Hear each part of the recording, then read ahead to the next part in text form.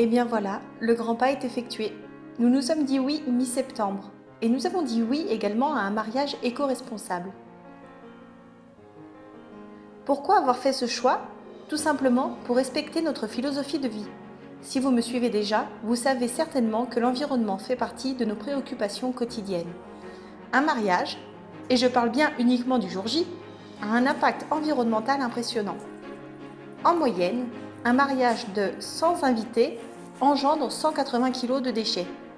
Vous pouvez comparer ce chiffre aux 430 kg de déchets ménagers produits chaque année en moyenne par un Français.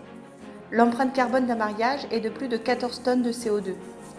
C'est autant que les émissions d'un couple de Français sur une année.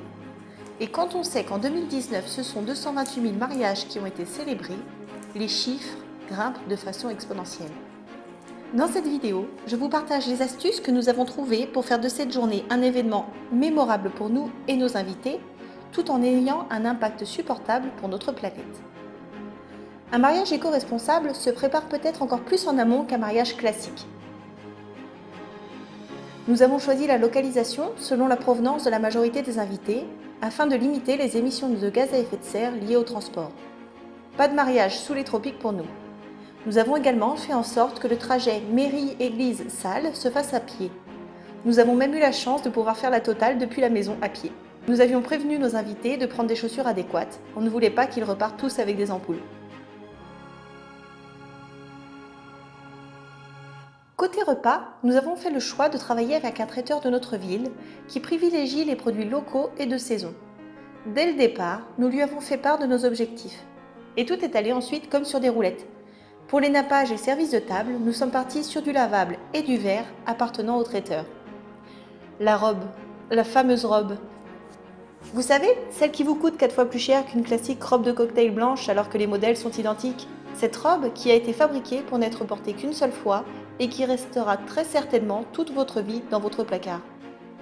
J'étais totalement contre le caractère éphémère de la robe de mariée. J'ai la chance que ma maman ait gardé la sienne.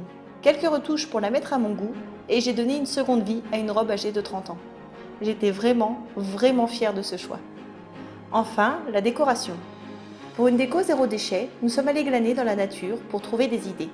Et franchement, en fin d'été, la nature est vraiment généreuse. Entre pommes de pin, marrons, glands, lierres, nous avons pris plaisir à nous promener en forêt plutôt que d'aller faire les boutiques. Il nous a fallu être prévoyants pour récolter au fil des mois ce que nous voulions. Des fleurs séchées tout au long de l'année, des épis de blé en juillet, des épis de maïs en août, des pommes de pin en septembre et toutes les plantes fraîches la veille du mariage. Cette déco a donné un aspect bohème et bucolique à la salle que nous avons vraiment apprécié.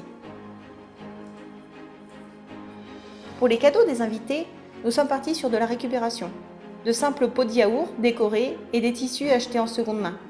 Rien d'exceptionnel, mais qui donnait tout son charme aux tables.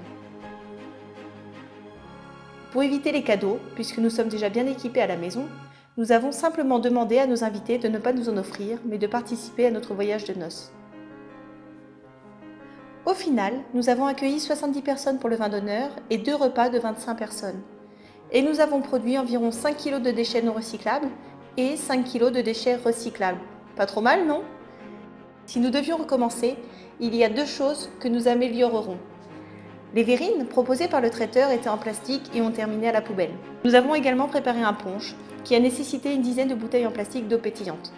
Nous aurions pu choisir une autre boisson, mais pour être franc, Damien y tenait vraiment. En tout cas, nous sommes tous les deux fiers de notre mariage et nous le considérons comme une preuve que l'on peut se faire plaisir tout en respectant la planète. J'espère que cette vidéo vous inspirera, que ce soit pour votre propre mariage ou simplement pour une fête de famille. Pensez à la liker et à vous abonner à la chaîne. À bientôt sur Citrouille et Citron.